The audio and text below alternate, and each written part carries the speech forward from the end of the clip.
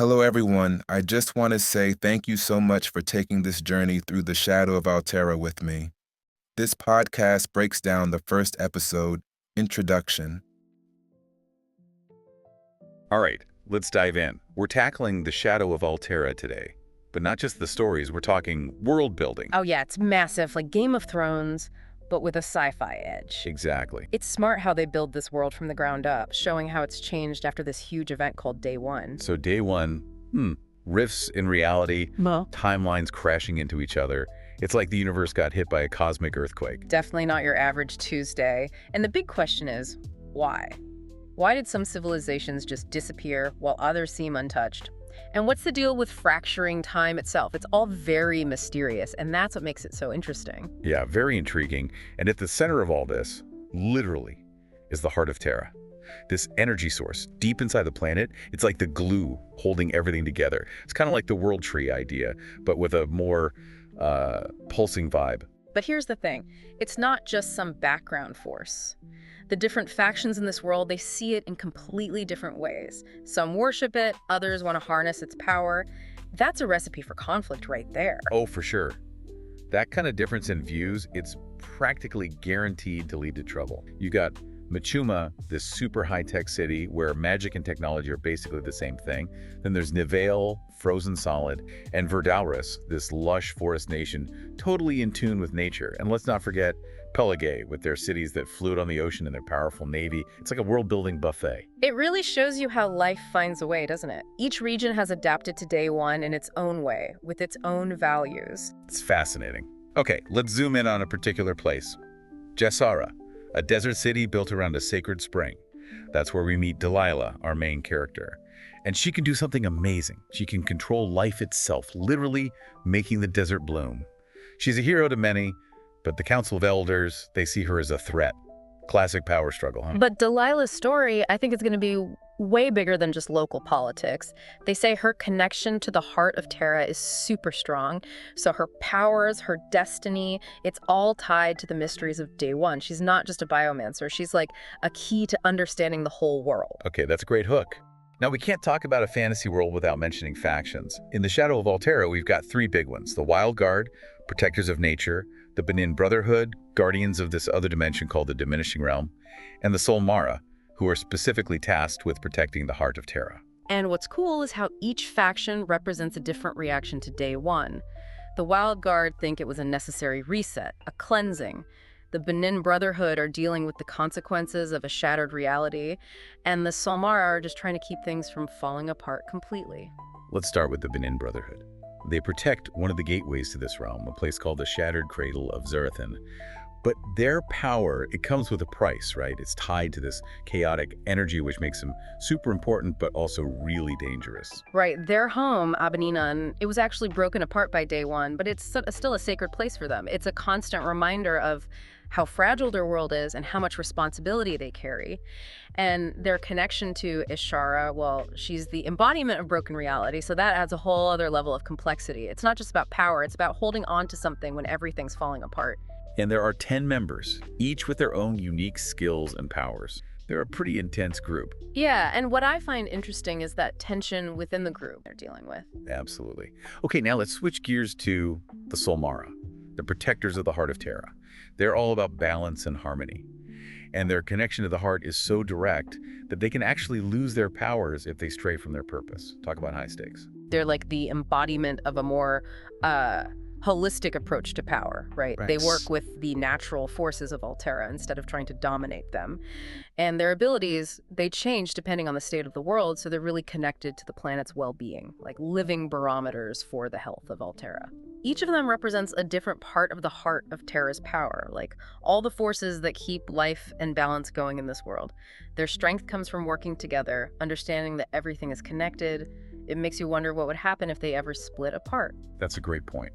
And that leads us perfectly to the Wildguard. These are the guardians of nature's integrity. They're spread out all over Alterra's wild places, protecting the planet above all else. They're like the raw, untamed side of nature. Powerful, but maybe a little scary too. They show that balance and renewal can be pretty harsh. Makes you think about how far they're willing to go to restore what they think is the natural order. Are they heroes or villains? It's a tough question. It is. They're like walking embodiments of nature's power, unpredictable and a little bit terrifying. It's more than just having powers, though, isn't it? It's like they're part of the places they protect, like extensions of the wild itself. That's what makes them so compelling, so unsettling.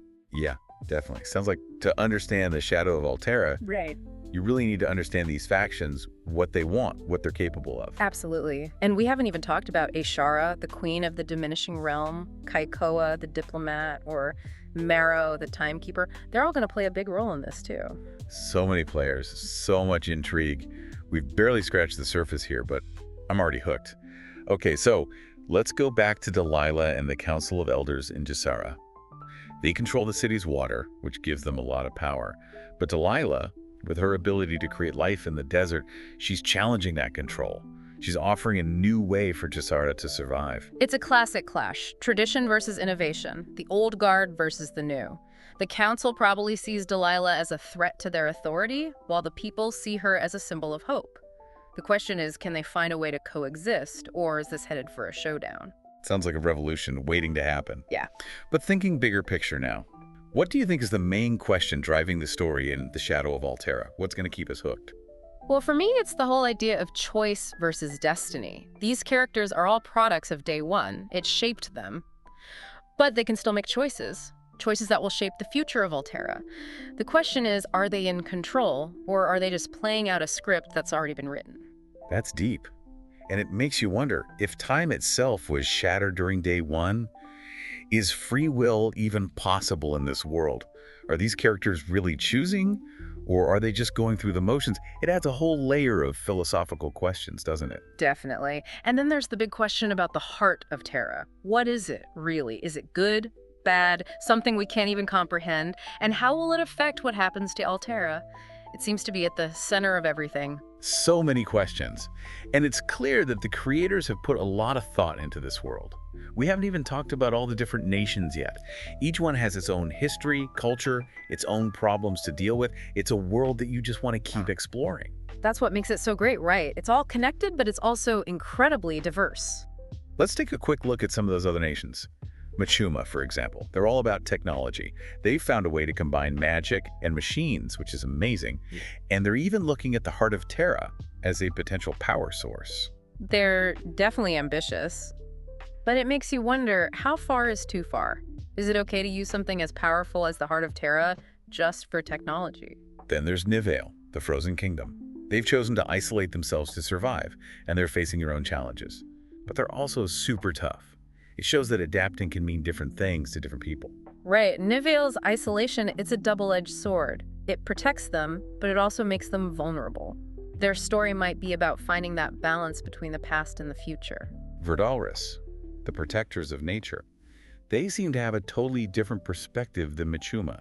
They live in harmony with the heart of Terra, which makes me think they understand something the others don't.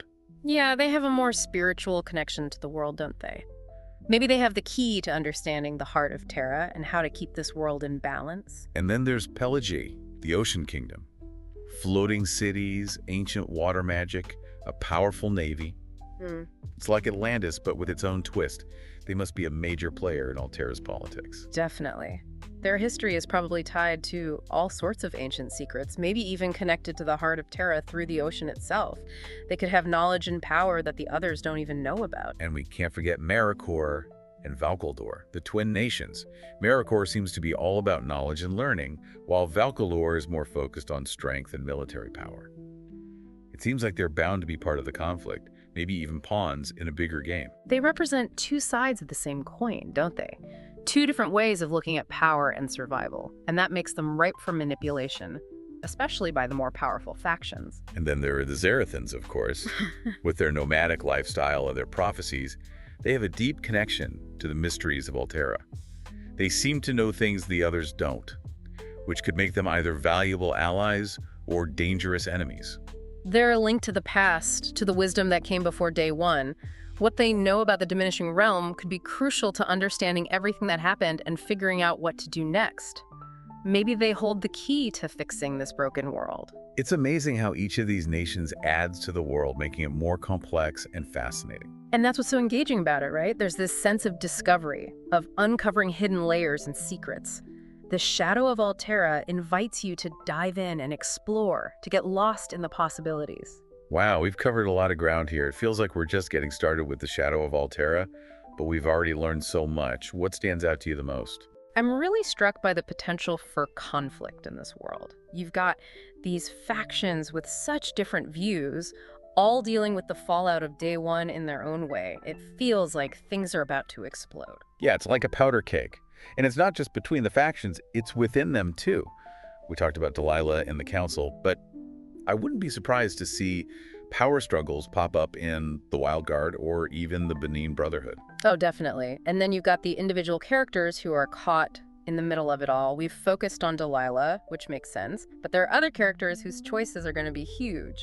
You mean Jasara, the Fractured Queen, Kaiko, the Diplomat, and Mero, the Timekeeper, right? They've been kind of lurking in the background of our conversation. I'm really curious to see what they do. Exactly. And their choices, along with the choices of the factions and everyone else, they're going to decide what happens to Alterra. It's a world on the edge, and these characters are the ones who are going to tip the scale. So to wrap things up, I have a question for you, our listener. If you were dropped into this world, where would you fit in? Would you join a faction, fight for a cause, or try to make your own way? Would you seek out the Zarathans and their prophecies, or maybe be drawn to the technology of Machuma? Or would you find peace with the nature-loving people of Verdalris? It's your world now. What will you do? Until next time, happy diving.